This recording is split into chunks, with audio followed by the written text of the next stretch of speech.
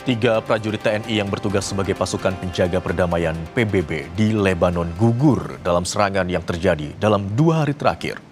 Juru bicara PBB memperingatkan bahwa menargetkan pasukan penjaga perdamaian dapat dikategorikan sebagai kejahatan perang.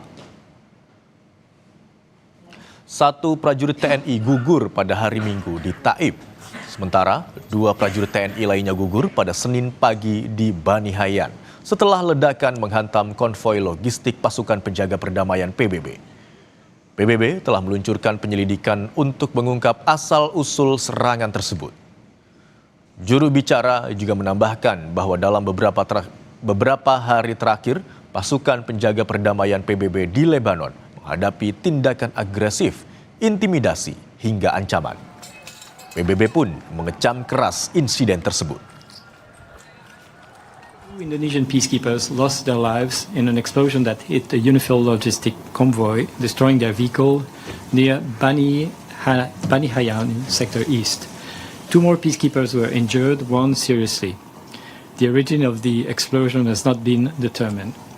Yesterday, a peacekeeper of the Indonesian contingent was killed in an explosion inside the UNIFIL base in Et Taib, also in Sector East.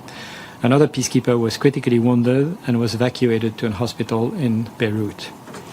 I express my deepest condolences to the families of the fallen peacekeepers and the government of Indonesia, and I wish a full recovery to those injured. We strongly condemn these unacceptable incidents, and peacekeepers must never be a target. UNIFIL is investigating these incidents to determine the circumstances of these tragic developments. We also remain seriously concerned about several aggressive incidents against UNIFIL peacekeepers in the past couple of days. All acts that endanger the peacekeepers must stop, and all actors must adhere to their obligations to ensure the safety and security of the peacekeepers at all times. The inviolability of United Nations installations must be respected.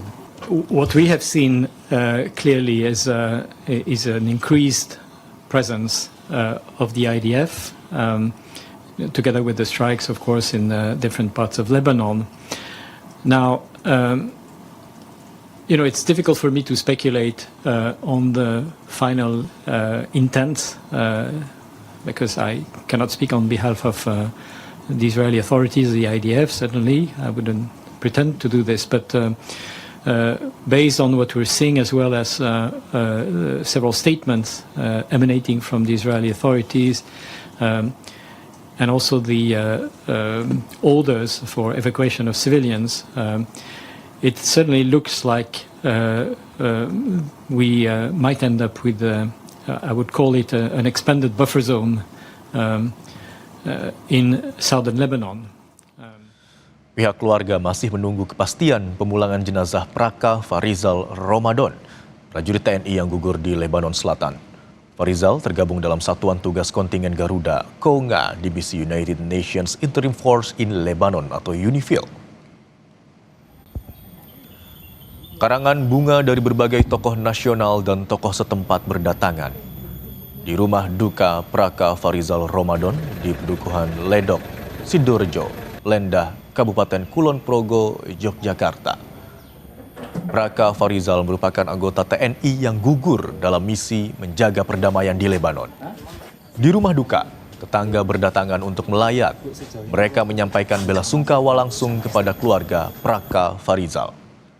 Pihak keluarga masih belum mendapat kepastian terkait kepulangan jenazah Praka Farizal ke kampung kelahirannya di Desa Sidorejo, Kecamatan Lendah, Kabupaten Kulon Progo, Yogyakarta.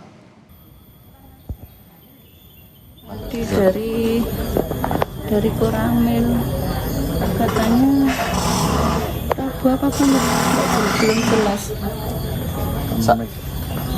Kalau saat ini informasi yang diterima keluarga gimana Bu untuk istri dan anaknya?